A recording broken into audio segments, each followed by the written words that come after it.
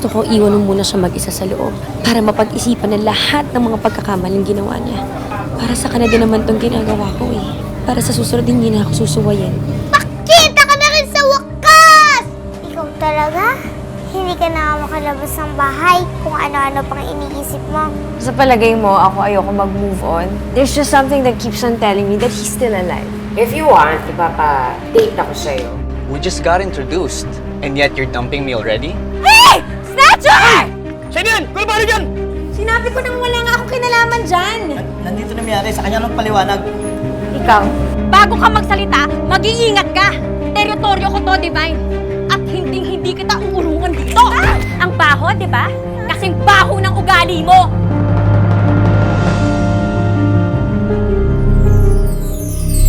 You'll pay for this!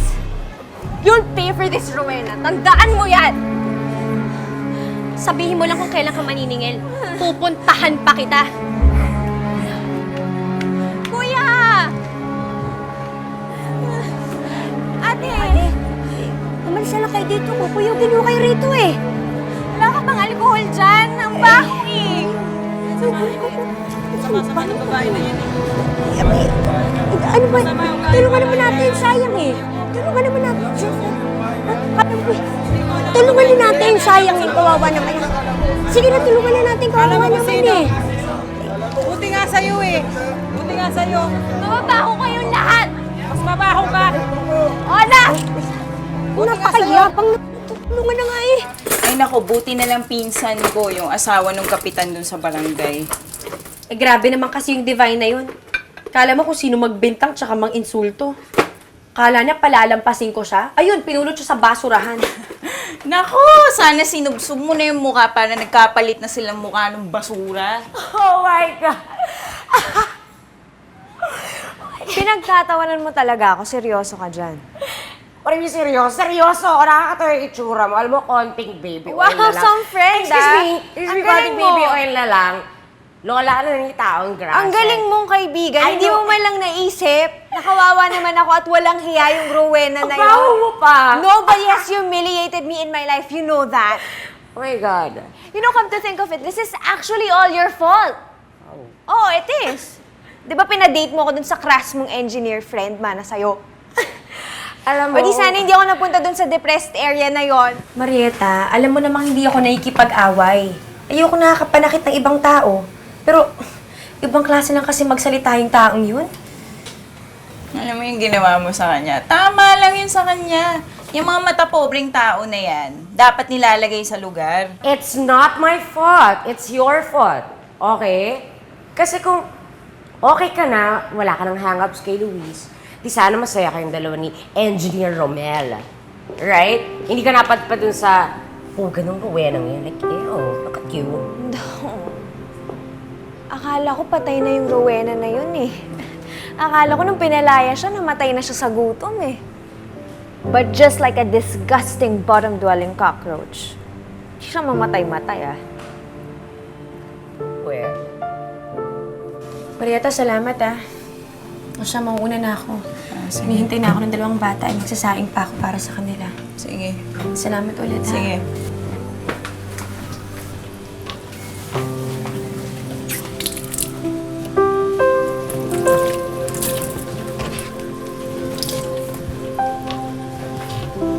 Uy, teka. Saan mo dadalhin yan? Hiraman daw ni Alex Shoni. Para sa ahas daw. Ahas? Ah, naku, tag-ulan nga pala ngayon. Kaya nagsisilabasan siguro yung mga ahas sa sapa. Siguro may nakitang ahas si Aling Shoni sa hardin nila, no? Halika na, samahan na kita.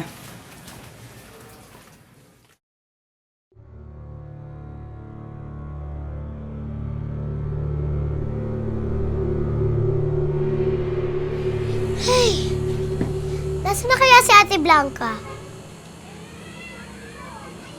Parang tahimik sa baba ah.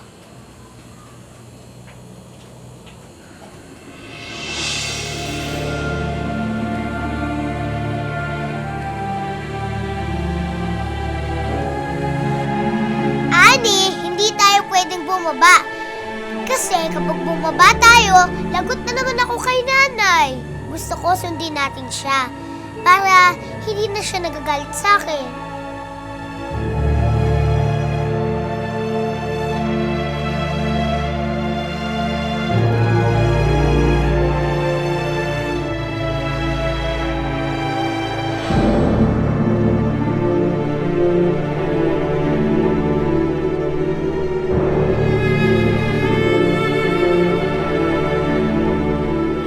Pero Ani, alam ko pinapababa mo ko. Pero hindi talaga pwede. Para hindi magalit sa akin si nanay. At baka sabihin, matigas ang ulo ko.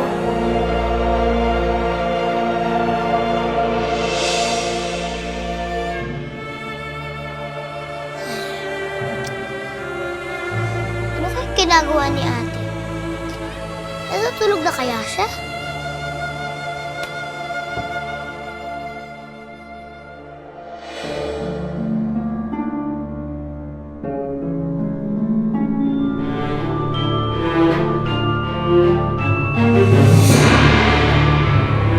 Naku po, may ahas.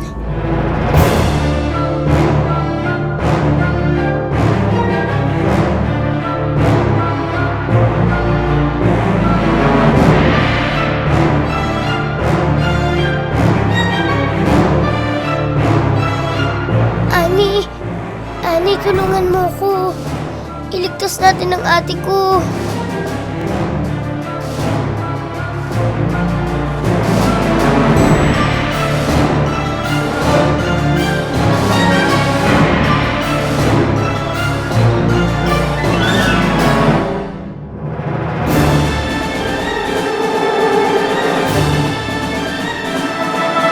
Ani, mag-ingat ka! Ate Blanca!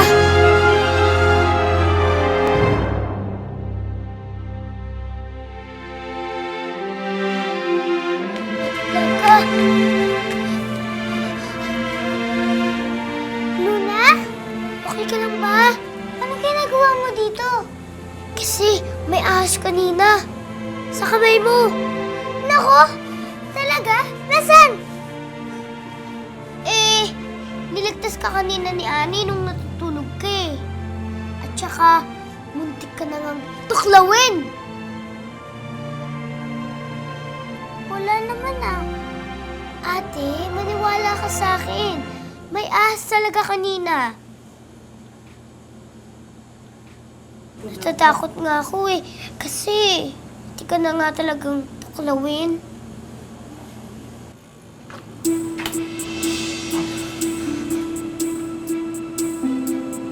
Sino nagsabi sa'yo bumaba ka, ha? Nay?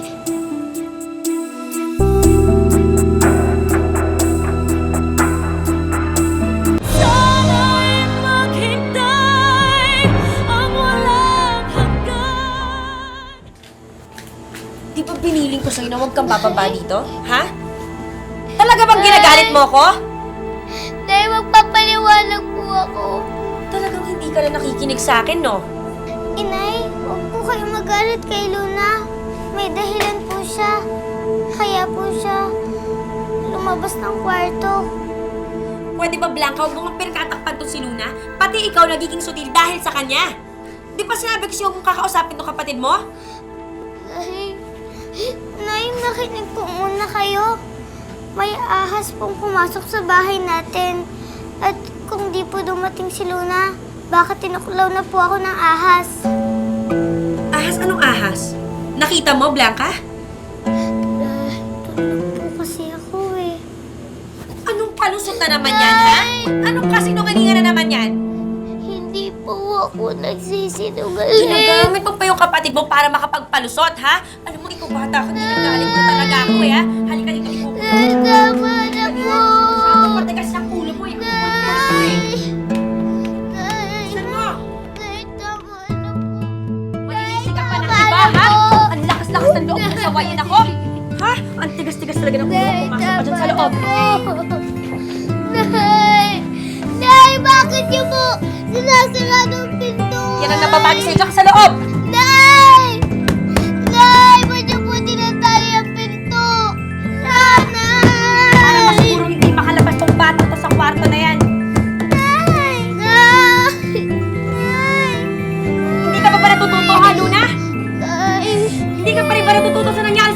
Sino susunod may papahamak, ha? Si Blanca?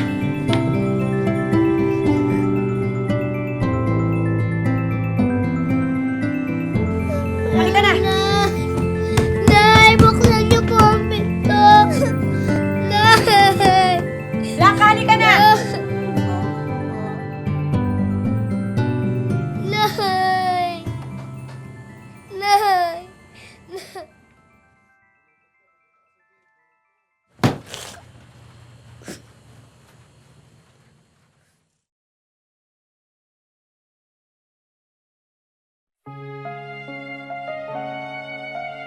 Ikaw ang dahilan kung bakit siya namatay! Sorry po. Kahit na anong sorry ang gawin mo, hindi na nun mababalik ang buhay ni Lolo! Kahit ilang bandi ba iiyak mo, hindi na nun mababalik ang buhay niya! Kung hindi ikaw yung napapahamak, ibang tao yung nadidisgrasya. Kaya pwede ba makinig ka na lang muna sa akin? Huwag ka na munang lumabas sa loob ng bahay. Sa loob ka na lang muna. Sige na. Ani, legit ka ba?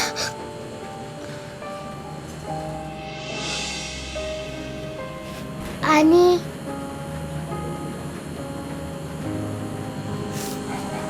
O sige, hindi na ako iiyak. Gusto ko lang naman magpasalamat sa'yo. Kasi, pinagdiyos mo si Ate Blanca. Kahit parusahan ako ni Inay. Basta, ligtas si Ate Blanca. Maraming salamat, ha.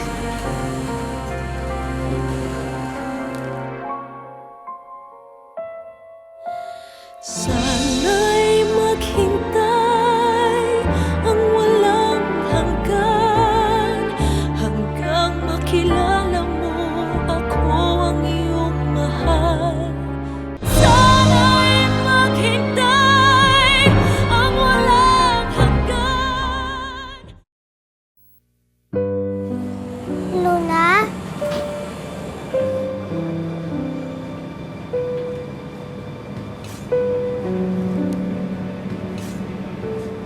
Ate Blanca?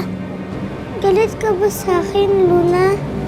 Kasi hindi kita naipagtanggol kay Inay. Hindi ako nakatulog kagabi. Dahil napahamak ka. Dahil sa akin. Hindi kita sinisisi, Ate Blanca. Hindi mo naman talaga nakita yung ahas eh. Ako may kasalanan.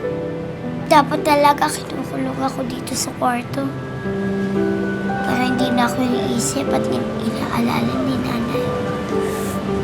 Kung pwede lang kita samahan dyan sa kwarto. Basta, uuwi agad ako pagkatapos ng klase namin. O, pahiram ko muna to sa'yo si Barbara. Para may kasama ka dyan. Huwag na. Paborito mo yan eh. Kunin mo na. Para may nangaaliw sa'yo dyan. Babalik ako agad, promise.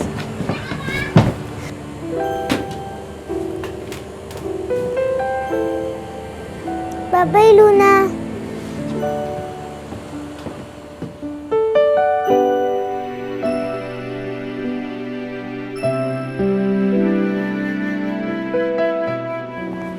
I still can't get over it. What? My bag, okay? It's vintage and Abuelita gave it to me. She ruined it. Eh, di singilin mo. Ikaw ba nag-iisip ka talaga o hindi? Sa palagay mo, meron pang bayad yung taong yun ng bag ko. Not stupid, you know. Sa ibang para mo singilin. Huwag na nga. Just shouldn't even waste time on that woman. She's completely beneath me anyway, so never mind. We all know that. Hello? But why won't we trip out on her? Like, have fun. So you have a scheme? Of course, automatic yun. Barbara, uhaw na uhaw ka na ba? Uhaw na din kasi ako eh. Sana, nahingi na lang din ako ng tubig kay Ate Blanca. Kanina.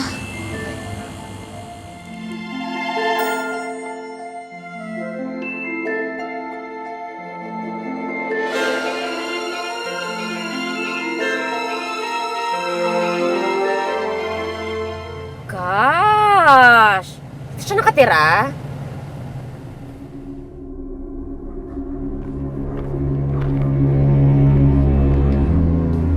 Ayun. Yan. Yan yung inaantay natin. Alam mo na gagawin mo, malaki ka nun.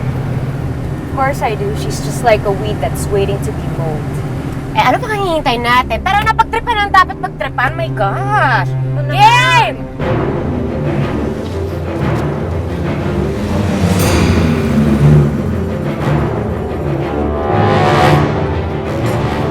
Diyos ko, ba't hindi humihinto tong kotse?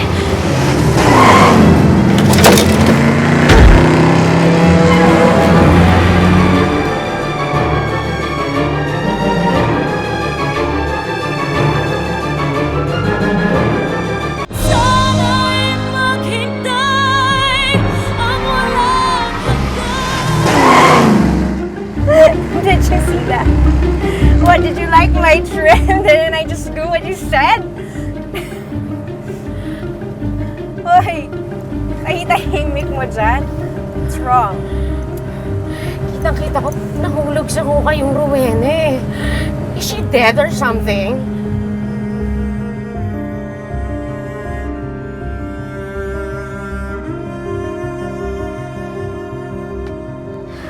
Aray ko!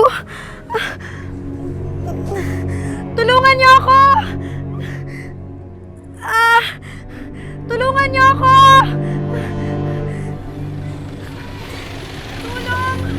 Tulungan niyo ako! Naku! Ali, ayos ka lang? Naku, kunin natin siya, dali! Tulong! Tulong! Yung Ali! Dali, gawa mo! Hoy! Tulong-tulong na dito! Tulong na, tulong! Bilis! Panay ka po yan! Kunin niyo, kawawa yung babae, oh! May nabalian na yata! Nabalian? Turuan mo, oh! Bilisan niyo!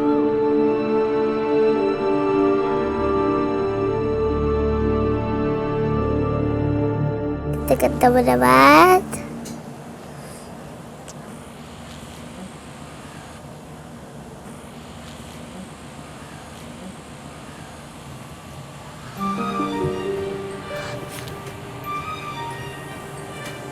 Anino? Ikaw ba ang gumawa nito? Anino? Alam ko ikaw ang nagbukas ng pintuan. Kasi tayong dalawa lang naman nandito. Wala nang iba.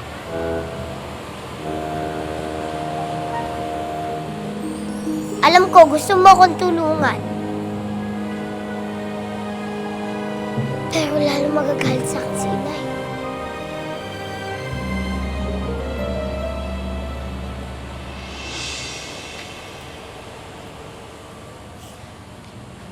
Anino, tandaan mo. Huwag mo nang uulitin yun ulit, ha? Kung hindi, mas lalo pa akong mapapahama kay nanay. Simula ngayon, lagi na natin susundin si nanay. At saka, ayoko na din siya bigyan ng problema. Ayoko na din siya magalit sa akin. Naiintindihan mo ba ako? Dapat ikaw rin. Masunurin. Para matuwa sa akin si Inay. Kapag laging ganon, hindi na siya magagalit sa akin. Magtitiwala na siya sa akin at hindi niya na ako ikukulong ulit.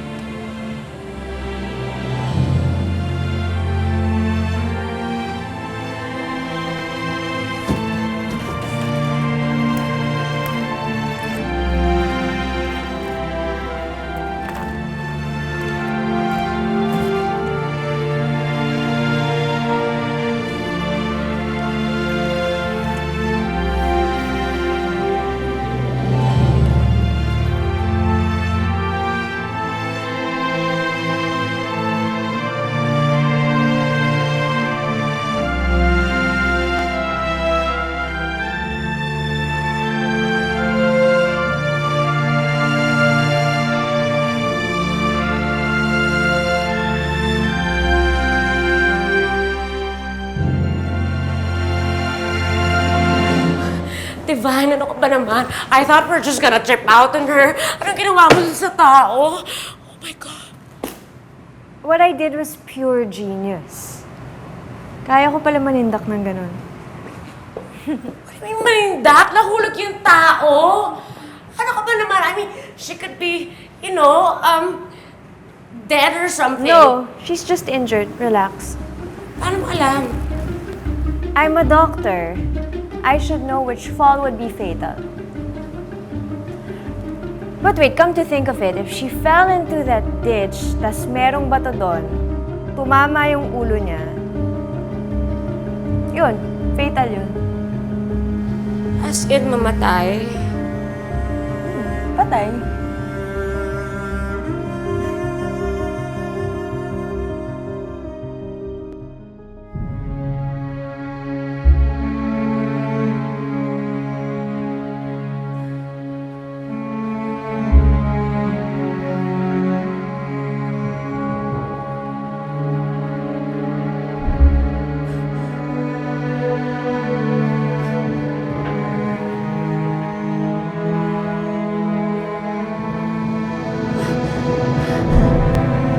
Dok? Dok, ba't hindi ko magalaw yung mga pa ko? I'm sorry, Mrs. Nagkaroon ho kayo ng temporary leg paralysis. Kaya hindi ninyo maigalaw ang mga binti ninyo. May nerve po na na-damage sa inyo na siyang kumokontrol sa legs natin. At yun ang dapat natin gamutin. Malulumpo ko? Opo. Hanggang kailan? Kung hindi po siya mare-repair, permanente na kayong hindi na makakalakad. Hindi! Hindi ako pwedeng malumpo! Hindi to pwedeng mangyari sa akin. Paano na lang yung mga anak ko? Sino bubuhay sa kanila? Hindi! Dok, hindi to pwedeng mangyari sa akin. Sana'y maghintay ang walang hanggan. Paano na kaya si nanay? Nahihirapan siya maglakad eh. Alam ko na kung paano natin matutulungan si nanay. Bakit ka huminto sa pagtulak? May nakita lang naman po akong buong pamilya. Bakit po kami walang tatay? Kamusta po ang lagay ng anak ko? Nagkaroon po siya ng tinatawag na seizure na kapag madalas mangyari, nauuwi ito sa epilepsy at may kamahalan ang mga irereseta ko sa kanya. Pasensya ka na pero kailangan natin gawin to. Ipapaampun na kita.